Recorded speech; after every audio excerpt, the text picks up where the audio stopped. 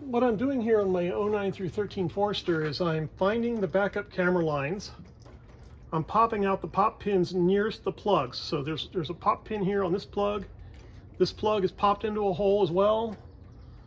And then there's one right here that's also attached to a hole through a built-in pop pin. So I'm just going to pry that out of there as best I can. Okay. And there's 3 of them. You know, 1, 2, 3. And they're all for the backup camera. There's 3 lines here. One line is black and pink. To the normal person, the average person, that would seem like that is the power for the camera. And the rest of these are data lines. Somehow. Remember, some of this stuff isn't made to come apart, but you're taking it apart anyway because you're updating your camera. You're trying to get this up to date. So you're going from plain old definition to high definition. So 2013 Forester. Now, why does this make sense? Why don't you just buy a new car, right? Why not just buy a new car? And the answer is, new cars suck. Okay, a lot of new cars have way too much technology in them. And because of that technology, stuff fails. And it fails a lot. New cars have way too much technology built into them.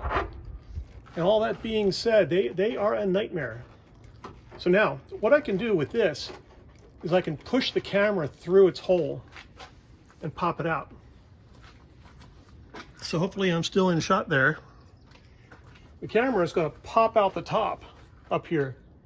So I'm looking at it now, and I'm just kind of giving that a push. All right, I'm trying to get it through its hole. It still doesn't want to come. Now, this seems to be a separate panel under here. It seems to be. And it might even be attached to the backup lights, the reverse lights for the license plate. Actually, I think these are just license plate indicators. Yeah, they're license plate illuminators. Is this whole thing one giant piece or is it separate? Looks like it's separate. I should be able to just pop it out. So what I'm going to do is I'm going to go research a video and see how this pops out. I'm going to let somebody else break it before me. And then I'm going to come back and get it. So this is the line from the front of the car. This is the data line for the video camera. This is the line for, oh boy. Okay. I can't really unplug this because it is more than just the backup camera. It is also the rear defogger. Oh wow, that's not good. So yeah, lesson learned. Be very careful. You know, this is a multi-pin line. Because this is attached to the defogger or defroster, I gotta be super darn careful.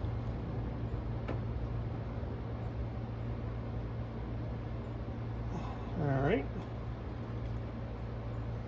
This one is this one. Okay. Man, okay. Oh, okay. This is coming all the way from over here. So this is the line from the right side of the door that runs all the way over to the defroster. So all the inputs are coming from, as I'm facing front, the right side of the door.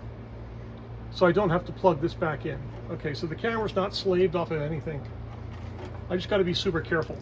So I'm going to go inside, do some research, come back out and finish the job and remove that camera. Wow.